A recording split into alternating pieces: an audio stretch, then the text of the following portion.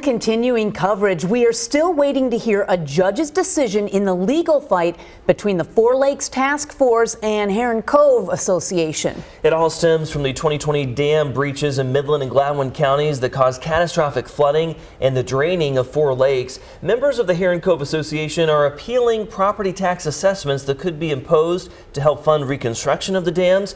ABC 12's Cheryl Coonan spoke with those living there about this hearing. She's live for us in Gladwin County this morning on more with where they stand amid this ongoing battle. Good morning, Cheryl.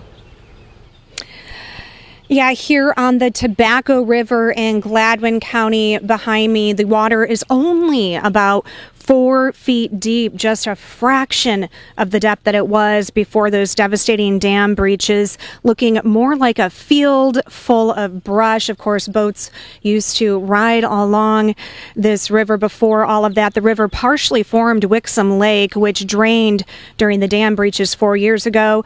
Jess King and his daughters moved into their Gladwin County home that sits along the water's edge in 2019, hoping to make lasting memories, but the dams failed and the catastrophic flooding followed just a year later. King says he was lucky. His home was only hours away from being flooded like so many others. He recalls the destructive days 4 years ago as the water was raising 3 inches an hour.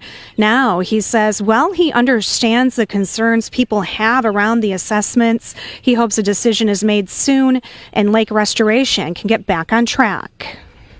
We were monitoring the boats and my hoist was so high. I could crank my boat up probably 6-8 feet above the height of the normal level of water.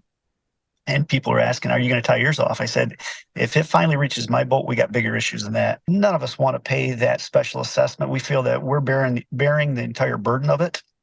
But what's the alternative? That's the issue. And so that Heron Cove, they just simply don't want to pay the taxes. I get that. Neither do we.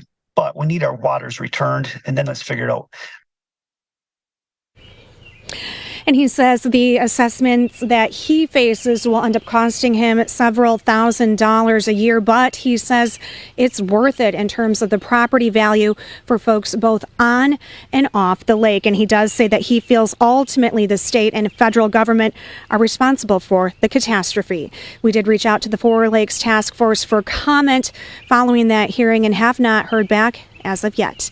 In Gladwin County, Cheryl Coonan, ABC 12 News. All right, thank you, Cheryl, for that live report this morning. The appeal has not slowed restoration work on the 4 dams yet, but it could prevent future work if the funding to bring back the lakes is halted. The Four Lakes Task Force says work will suspend on the 4 dams throughout the rest of the year if the legal issues continue.